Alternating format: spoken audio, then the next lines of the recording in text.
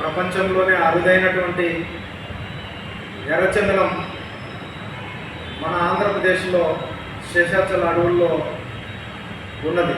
దీన్ని అరికట్టే నాదుడే లేడా? ఎందుకంటే గత 5 సంవత్సరాల్లో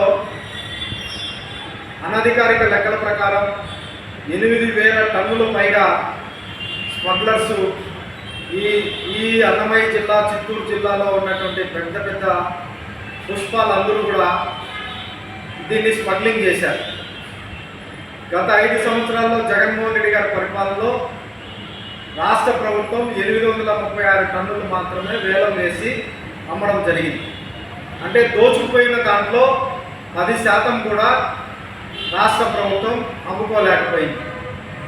ఈ లెక్కన ఎన్ని వేల కోట్ల రూపాయల ప్రజాధనాన్ని వీళ్ళు కొల్లగొడుతున్నారు. మనందరికీ తెలుసు, ప్రపంచంలో 2 చాలా విలువైన మొక్కలు ఉన్నాయి. ఒకటి ఆఫ్రికన్ బ్లాక్ వుడ్, రెండోది ఎర్రచందనం, రెడ్ శాండిల్. ఇది 1 కిలో బహిరంగ మార్కెట్లో 1000 రూపాయల నుంచి 5,000 రూపాయలు 1 కిలో అమ్ముతుంది. అనధికారికంగా అయితే ఇంకా ఎక్కువ ఉంటుంది. కాబట్టి ఇది ప్రపంచంలో ఇది మన ఆంధ్రప్రదేశ్లోనే ఎక్కువ పండుతుంది. ఆంధ్రప్రదేశ్లో కూడా ఈ శేషాచల అడవుల ప్రాంతంలోనే ఇది ఎక్కువ పండుతుంది. కాబట్టి అనాదిగా ఈ అడవికి దగ్గరున్న ఈ ప్రాంతంలో ఉన్న అన్ని పార్టీల వాళ్ళు, వీరు వారని చెప్పడానికి లేదు, ఎవరు అధికారంలో ఉంటే వారు కొల్లగొడుతున్నారు. కొద్దిమంది ఎక్కువ, కొద్దిమంది తక్కువ.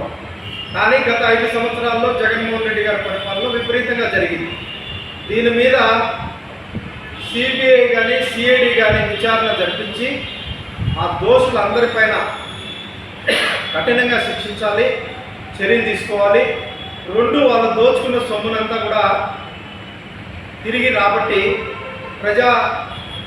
ఖజానాలోకి పంపించాలి.